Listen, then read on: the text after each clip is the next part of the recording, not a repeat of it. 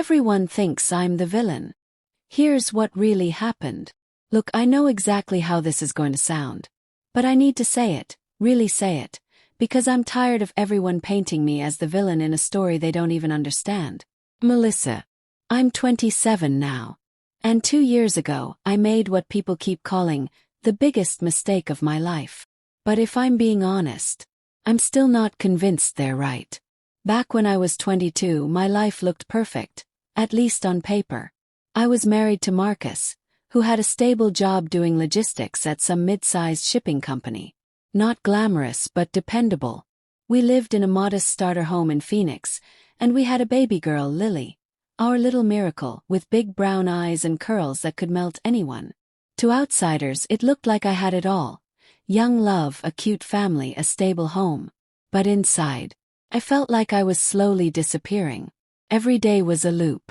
Wake up, feed Lily, clean bottles, tidy the house, make dinner, watch Netflix with Marcus, sleep, repeat. And Marcus, he wasn't a bad man, not at all. He came home every night.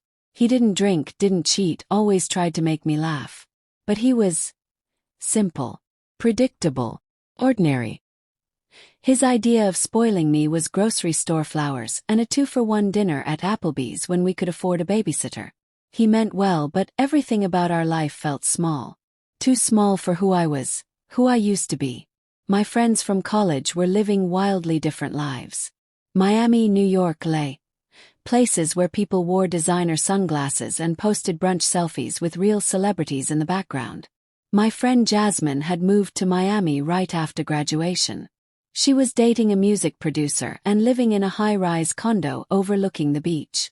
He bought her a BMW just because she had a rough week. Meanwhile, I was getting excited over discounted scented candles at Target. It wasn't that I hated being a mom. I loved Lily with everything I had. But loving her didn't mean I had to give up on myself. And yet, that's exactly what it felt like I'd done. Traded in all my dreams for bedtime routines and lukewarm takeout. When I tried to talk to Marcus about how I felt, he shut down. Not angrily, but in that frustrating way people do when they don't understand. He'd say things like, "Isn't our family enough?" Or, "That flashy stuff isn't real happiness." But it was real. I saw it, Jasmine living it.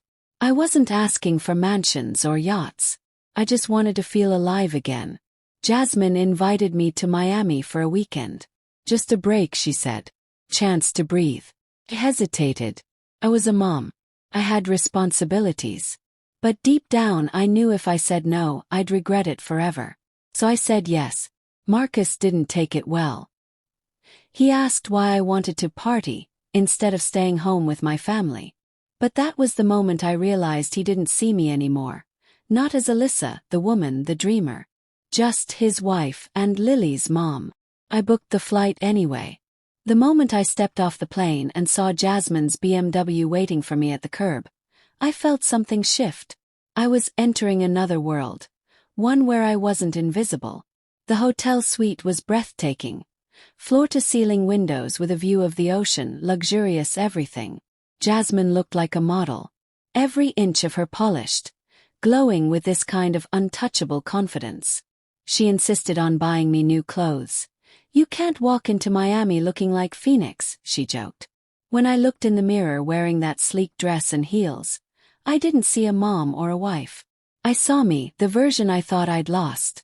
That night changed everything. We went to this exclusive club, and that's where I met Rico. Rapper. Charismatic, magnetic, the kind of man who didn't just walk into a room. He took it over. Every woman watched him. And somehow he chose to talk to me. He asked me about my life. Really listened. He told me I was too stunning, too intelligent to be stuck in some cookie-cutter life. That I deserved to be seen, appreciated. And for the first time in years, I believed that might actually be true. I gave him my number. It felt like slipping into a dream I never knew I was allowed to have. And once I'd tasted that life, the energy, the attention, the freedom, I couldn't unfeel it. When I got back to Phoenix, Marcus picked me up with Lily in the back seat. He smiled, asked about my trip, but his words sounded like background noise. When he suggested dinner at our usual place, I felt physically sick at how small everything was again. That night when he kissed me, I couldn't pretend. All I could think about was Rico's voice in my ear telling me I deserved more. Over the next few weeks, I tried to keep things normal, but I was unraveling inside. Rico was texting me daily. Photos from studio sessions, messages reminding me how special I was. Meanwhile, Marcus got clingier, paranoid. He started asking where I was going, who I was texting. It only confirmed what I already knew. I didn't belong in that life anymore. The final straw came when Rico invited me back to Miami for a full week. He said he wanted to show me what life could be like with someone who saw me, really saw me. So I told Marcus I wanted a divorce. He broke, pleaded, promised therapy, change, compromise. But it was too late. This wasn't about fixing the details. I'd simply outgrown the entire picture. My parents were devastated. My mother called me selfish. My dad said I was throwing away stability. But stability isn't the same as happiness. I didn't want to merely survive. I wanted to thrive. The divorce was smooth, surprisingly. I kept the house, got alimony and child support, and most of all I got my freedom. Marcus didn't fight me. He was too heartbroken to even try. And I did feel guilty, but not guilty enough to go back. Lily stayed mostly with me, though I'd leave her with my parents or Marcus when I traveled to Miami.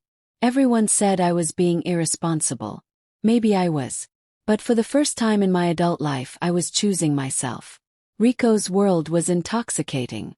Celebrities, red carpets, lavish gifts. I met artists, producers, designers. I started to believe I'd finally made it. But here's the part no one talks about. That world. It's beautiful but cold. Rico was charming, but he was also busy. Constantly. I spent countless nights alone, waiting for him to come back from some studio or photo shoot. The women in his circle were territorial. Judgy. They spoke a different language, one of status, style, subtle insults. I tried to keep up, but I often felt like an outsider pretending to belong. And when I got photos of Lily from Marcus, her dance recital, her soccer game, just random moments with her hair in a ponytail and that goofy smile, I felt a twist in my gut. She started asking when I'd be home for good. And I didn't have an answer. I'd fought so hard to escape my small life. But in chasing something bigger, I didn't realize how easy it was to lose yourself in the process. Rico loved me, or maybe he loved the idea of me. But I was never really a part of his world. I was a guest. And eventually, even that started to fade.